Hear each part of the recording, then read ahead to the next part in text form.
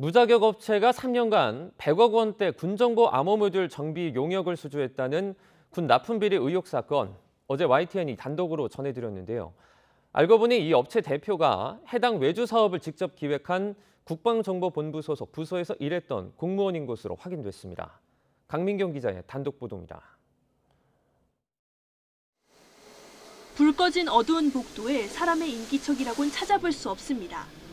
굳게 닫혀있는 문 옆엔 회사명만 적힌 명판 하나만 작게 붙어 있습니다.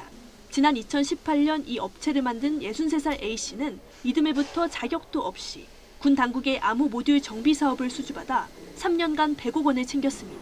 그런데 YTN 취재 결과 A씨는 과거 국방정보본부에서 일했던 5급 공무원 출신인 걸로 확인됐습니다. 국방정보본부는 국방부 직할부대로 군 납품 비리 의혹을 수사하는 국가수사본부가 최근 압수수색한 곳이기도 합니다. 특히 A씨가 일했던 부서는 정보본부 내 보안암호정책과로 이번 통신모듈 장비의 정비 관련 외주 사업을 총괄 기획한 부서로 확인됐습니다.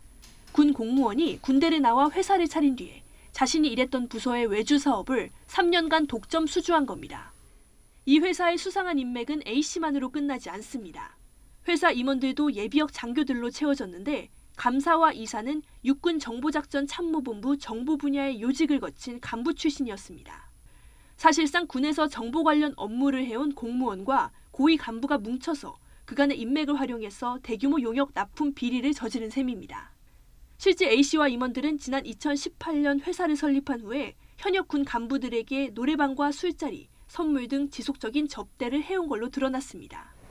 지난해 관련 비리를 처음 인지한 군 경찰은 전현직 군 관계자 46명을 조사해서 국군통신사 소속 현직 간부 등 28명을 형사 입건했습니다. 이 가운데 19명은 부정청탁금지법 위반 혐의로 과태료가 부과됐습니다. 업체 대표 A씨를 포함한 민간인 6명은 국가수사본부가 넘겨받아 수사를 이어가고 있습니다. 안면과 인연 이런 것들로 첨철되어서 그들끼리 나눠 먹기식 사업을 해왔다라고 하는 것은 이 업체뿐만 아니고 그 업체에게 일감을 몰아준 담당자들까지 일벌백계해야 된다라고 생각합니다. 최근 국방정보본부 등 국방부 직할부대 2곳을 압수수색한 국수부는 자료 분석을 마무리하는 대로 A씨 등 업체 관계자를 소환 조사할 계획입니다. YTN 강민경입니다.